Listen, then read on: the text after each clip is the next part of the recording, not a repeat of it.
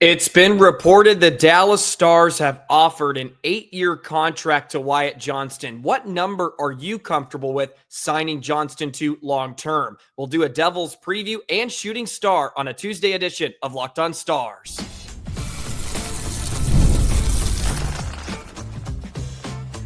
You're Locked On Stars, your daily podcast on the Dallas Stars, part of the Locked On Podcast Network.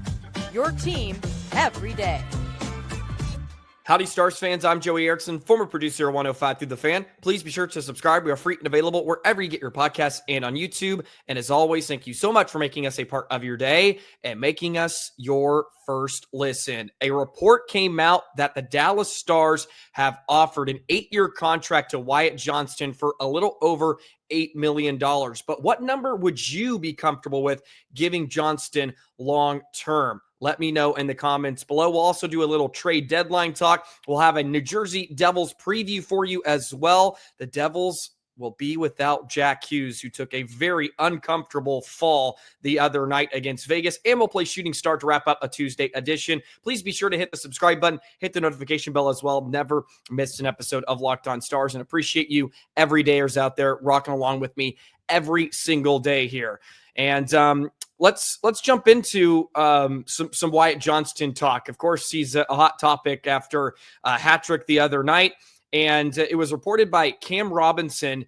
And he says, I'm told the Dallas Stars have approached Wyatt Johnston's camp with an 8-year contract offer that would pay him slightly over $8 million per season. That offer has not been accepted at this time. So let's just break this down a bit.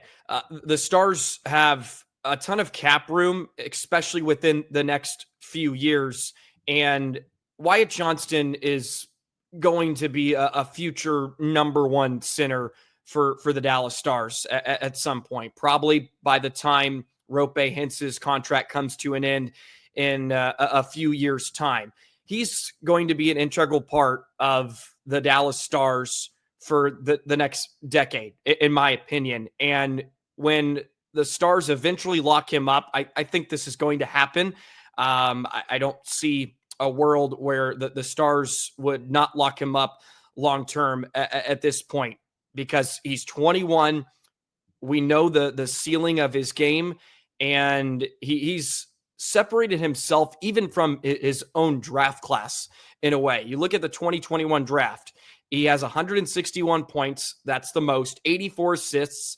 That's tied for the most in 77 goals, which is the most by a pretty large margin. The next closest is Matty Beniers. And Beniers got a long-term deal that was worth just over $7 million per year. Wyatt Johnston, if you look at the 2025 restricted free agents, this is pretty interesting, is tied with Velarde with 55 points and 21 goals. So he's putting up great numbers, and he certainly deserves a long-term deal. And if Dallas can do this early, it's going to be an automatic steal. I'm comfortable with, and I threw this on X, I would creep into $9 million if you had to. And I'm not going to take much stock in Wyatt's camp not accepting the offer. Why would they at this point? Let the season play out a bit more. And if Wyatt has a really good postseason, then you may have some leverage there. But I don't believe it's urgent to get a deal done right now in March with the final month of the season here, and the playoff push is on. And that doesn't mean it's going to happen in a few weeks. I will say I'm a bit surprised it's even been reported. That really hasn't been the case with GM Jim Mill and the Stars with the extensions they've made here over the last few seasons. I feel like you don't hear a lot of talk about it besides Thomas Harley, but that was because they had to get Harley done, and they basically took it down to the wire. The interesting thing is the agent for Wyatt Johnston is Thomas Harley's agent as well. And of course, we all know Harley signed an extension right before the season, just a short-term deal, 2 years for $4 million. But I'm comfortable creeping into the nines if the Stars have to, for a few reasons. Jamie Benn's going to take a pay cut next year. He'll be back. At least that's what Jim Nill has thrown out there. If he's going to be the GM, Jamie Benn is going to be a Dallas Star. Then in a few years, Tyler Seguin will be off the books. So it's a perfect time for the Stars to lock him up. Whether it's 8x8, I think would be a really fair deal for both sides. I think 8x8 would be almost perfect.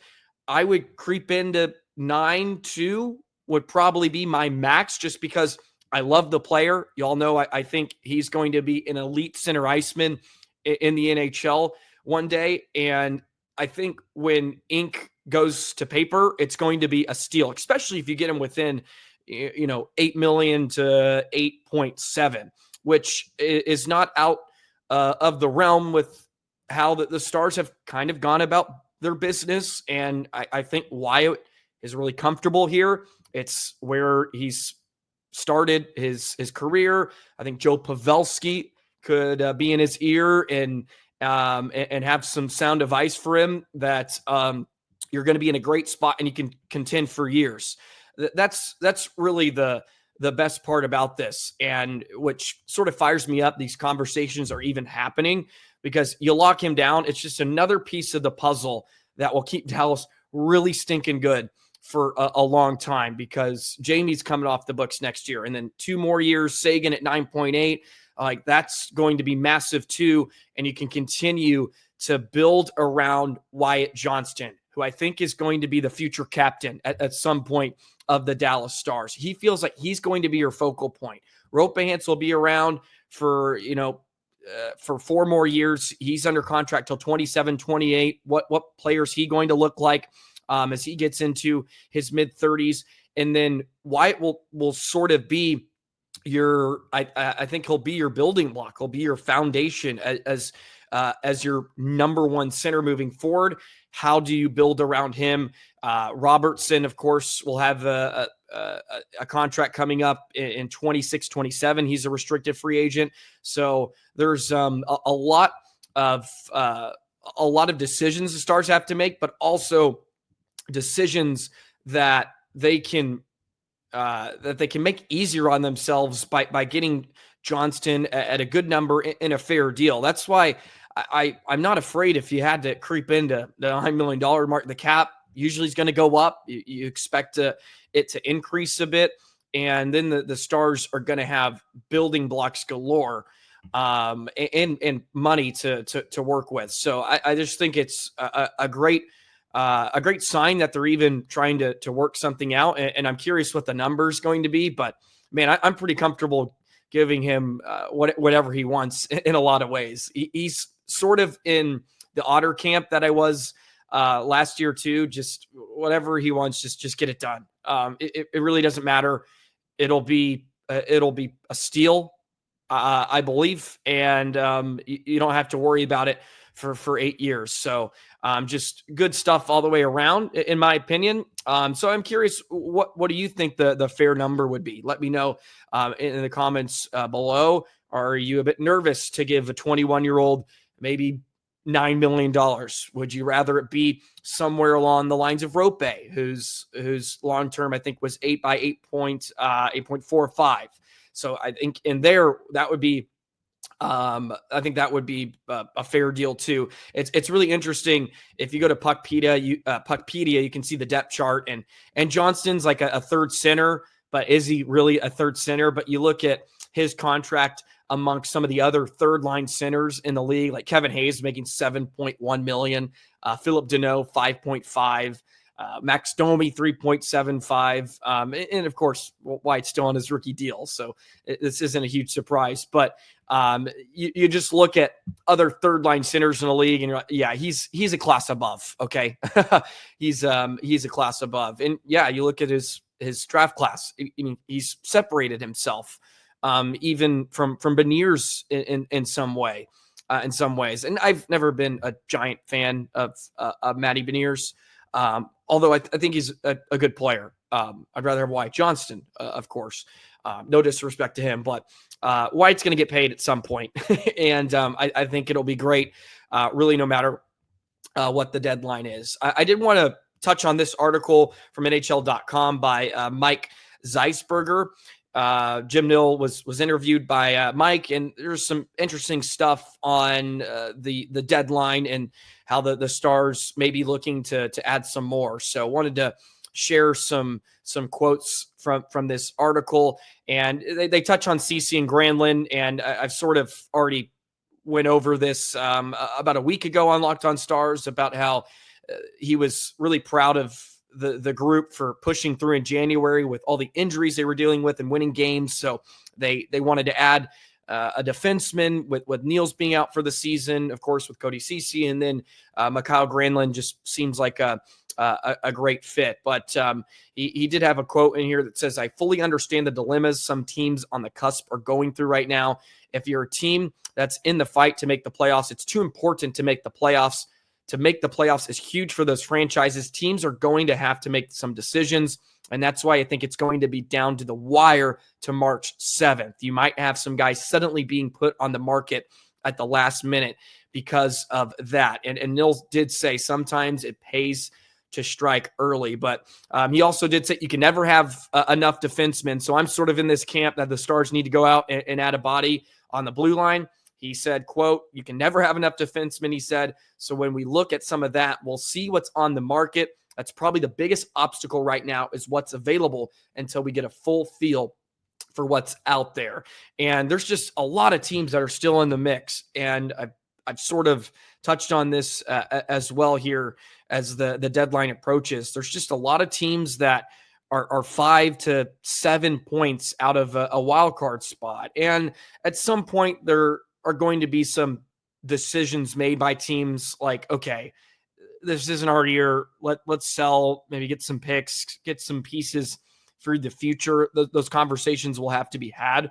Otherwise, it can derail the next few seasons.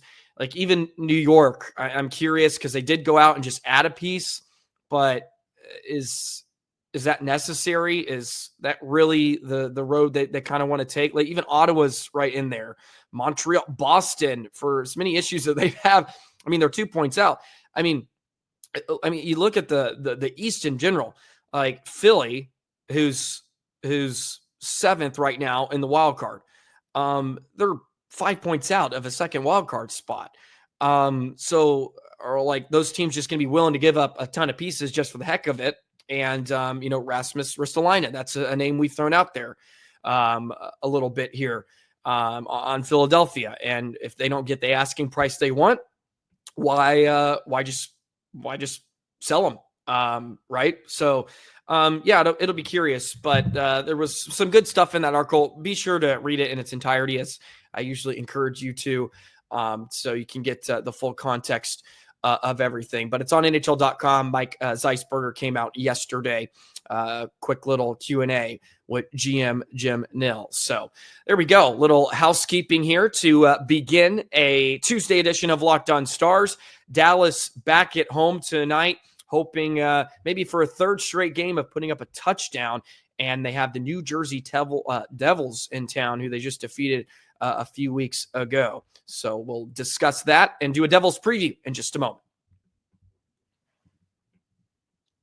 Today's episode of Locked On Stars is brought to you by Wonderful Pistachios. Looking for a snack that's both delicious and nutritious? Crack into a good source of protein with Wonderful Pistachios. Wonderful Pistachios is one of the highest protein nuts. Each 1 ounce serving has 6 grams of protein, giving you over 10% of your daily value. Plus, they're packed with fiber and better for you, unsaturated fats to help keep you feeling fuller longer. Wonderful Pistachios is a great snack for those of you that are on the go, and sometimes you want those sweet treats, but you need something healthy and something that will give you energy to finish out the day. That's where Wonderful Pistachios comes in. A complete protein providing all 9 essential amino acids, and they also have no shells, which is awesome because then it makes it even easier and quicker. So no shells, Wonderful Pistachios is that grab and go ease. Get snackin' and crackin' with a snack that packs a protein punch. Visit wonderfulpistachios.com to learn more. The New Jersey Devils will be without Jack Hughes, who took an awkward fall, sort of like Labushkin did in the game against St. Louis the other night. took a really awkward fall head first when he made contact with Jack Eichel, and just a really dangerous fall. I saw there were some reports that they believe it is not as serious as it looked, or as serious as they initially thought. But he is continuing to be evaluated. So it does not look like he'll be in Dallas here tonight, as they just lost to Vegas 2-0 on the road. They're wrapping up a 5-game road trip. It's their 3rd game in 4 nights. So they're going to be going through it. And this is a great opportunity for Dallas to almost, I hate to say it this way, but almost kick a team while they're down in some ways, without one of their, elite scorers. Of course, they have plenty of problems they can pose with Heischer and Jesper Bratt, who we discussed in the first meeting a few weeks back. Very, very underrated winger for New Jersey. But the Stars won 4-2 in that game in New Jersey. Casey DeSmith was brilliant in the game. He made 31 saves. The Stars did score a power play goal. They got off to a quick start, went up 2-0, and just sort of held on the rest of the way, and were able to close it out in the third period. But Devils are a good team. They really are. They're fun to watch. I think it lends itself to a pretty pacey type game when these two teams come together. They did get Jacob Markstrom back as well, who's been their number one. He was out for about a month with an MCL injury, so he is back. So he could possibly get the start, depending on how cautious they want to be with him.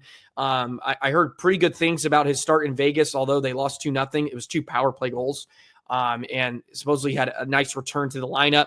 So we'll see if he goes again. Otherwise, we may see Jake Allen, who is 9-13-1 this season, 2.70 goals against average, and 908 save percentage. A great PK and a great power play as well. They're top 10 in both.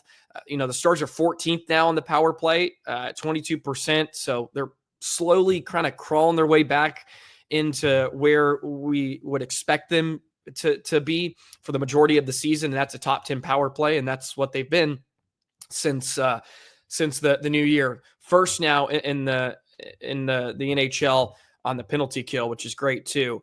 Devils are 5-5-0 in their last 10. Stars are 7-2-1. And we mentioned yesterday the offense is just on a tear recently. They've put up 6 now, 2 games in a row, and you can even go back into February, even in some of their losses, 4 against Columbus, 4 against the Islanders, 4 against Jersey. And then before the break, they had 8 against San Jose, 4 against LA.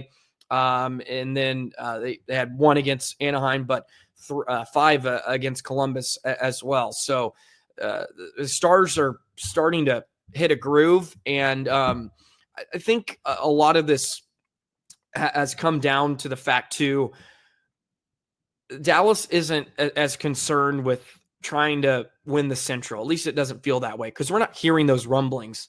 Like last year at this time, there was a lot of talk about we want to be the number 1 seed. Like we want to win the West. Even some President's Trophy talk was there, and the Stars didn't shy away from it. And there just isn't a lot of that this season. It would be a bit of a uphill climb to win the Central at this point with what Winnipeg has put together this entire season. But it feels like they're just more concerned with kind of going through the journey of the season and 82 games and just playing the best hockey at the right time. And if this whole season just has felt like a slow build, even with all the injuries that have taken place, just a real slow build. And they're getting better as the weeks go by. And that's a team that can be dangerous if they're playing their best hockey, entering the Stanley Cup playoffs, and then wait till Miro's back and Sagan potentially. And those are still some pretty large question marks. I hate to even be anxious about it or throw some of the negative injury or negative negative, I guess, thoughts into the air, just because if those two are not going to be healthy or impactful players for you coming back, it's going to be a slog for Dallas. But it makes you giddy. I have trouble not thinking about what could be. I'm always going to err on this could be an exciting team and roster when you get all the toys back in town. But when are they going to be fully healthy? Stars haven't had just a full healthy lineup all that often this season. So I can say that all I want. Well, when this roster's healthy, they're going to be a freaking, a juggernaut. But when is it going to happen, right? Minnesota's sort of going through that right now, where it's like, well, if their roster's healthy, like they're going to be awesome. But I think I saw they've only been healthy for 2 games this entire season. So that is something to, I think, have some caution about, or possibly some concerns. But man, you get Miro back in the mix, add a piece at the deadline, and the offense the Stars can deploy. It'll be awesome. It'll be fireworks, I think, at the end of April. And that's what we're hoping for, a long run. But anyways, just a bit of a rabbit hole I was going into and thinking about the other night after what Dallas has done here over the last week or so coming out of the 4 Nations break. Let's get into Shooting Star. Why not?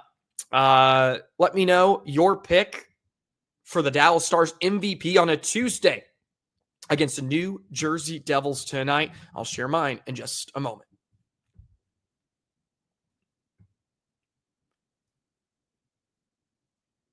BT Dubs, this is a national televised contest again. A lot of national TV games for the Stars, which is good. It means they're a team that's being respected amongst the national, so to speak, or amongst the hockey community. But ESPN Plus, Hulu, 7:00 puck drop, which will probably be 7:15, which seems it always is on ESPN. It always seems to be a lot later. But anyways, I digress. 7:00 puck drop, Devils, Stars, Dallas with already a couple of wins here to begin their 5-game homestand. I think I nailed the last pick I did. I gave it to Stankoven, and he scored a couple times, so I'm gonna take that. I haven't had a ton of wins. I have to take the Stankoven win, and he's looked really good. He's looked really good in the last 2 games that he's been able to play with Johnston, Robertson and Hintz. Although I don't know how hard it is to look good next to those guys the way they're rolling, but looked really comfortable here over the last few games, and just needs one more goal to get to double digits. So hopefully the beat goes on for him. I'm going to go with Mason Marchment. My 30 goal prediction kind of got severed by the stinking facial injury. He's halfway there. It'll be a lot to ask out of him to hit 30 here down the stretch, but maybe I can will some pucks in the back of the net for him. Feels like he needs a big night, coming off a 2-point night against St. Louis in a goal. So maybe this will spur him on for the month of March. March for Marchment. That's what it's going to be, baby. Boom. I mean, it's too perfect to pass up. So I'll go with Mason Marchment. He's going to be my Shooting Star pick for tonight against the Devils. So there you go. Let me know yours in the comments below here. And be sure to subscribe, hit that notification bell. Never miss an episode of Locked On Stars. Always a pleasure to be with you here on a Tuesday. I did want to give you a heads up as well. For those of you that are interested, one of the other Locked On hosts, Nick Sarias, he was a part of Locked On Oilers last season. I think he still is. I think he's still doing Locked On Oilers, and we did a couple episodes during the Western Conference Final last season. But he's inviting a bunch of hosts on for this Friday on Deadline Day, and I'm going to hop on with him for about 30 minutes. It's going to be a live stream. I think I'm slotted for the 10 a.m. I think it's 9 o'clock Eastern. It could be 10. No, I think it's 10 a.m. Eastern, 9 o'clock Central. I'll be sure to confirm that with you, but before I get on there on a Friday. But be on the lookout for that. I think that'll be fun. A lot of the Locked On hosts are just going to kind of pop in and out as the entire deadline. I think he's going to go for like 8 hours. So it may be interesting, and hopefully maybe the Stars will make some deals while I'm on, and we'll have a great time. So be on the lookout for that. I'll continue to plug that as the week goes on. Appreciate you making Locked On Stars a part of your day and your first listen. Be sure to make Locked On NHL your second listen, bringing you daily league-wide stories that matter with local coverage from Locked On. You can find them on Locked On NHL, on YouTube, and of course, wherever you find your podcasts, just like this one that you are currently listening to. Have a great Tuesday, Stars fans. Enjoy the rest of your day. Hopefully, we'll be discussing a Stars win tomorrow. And have a great day, and we'll see you tomorrow. So long, Stars fans.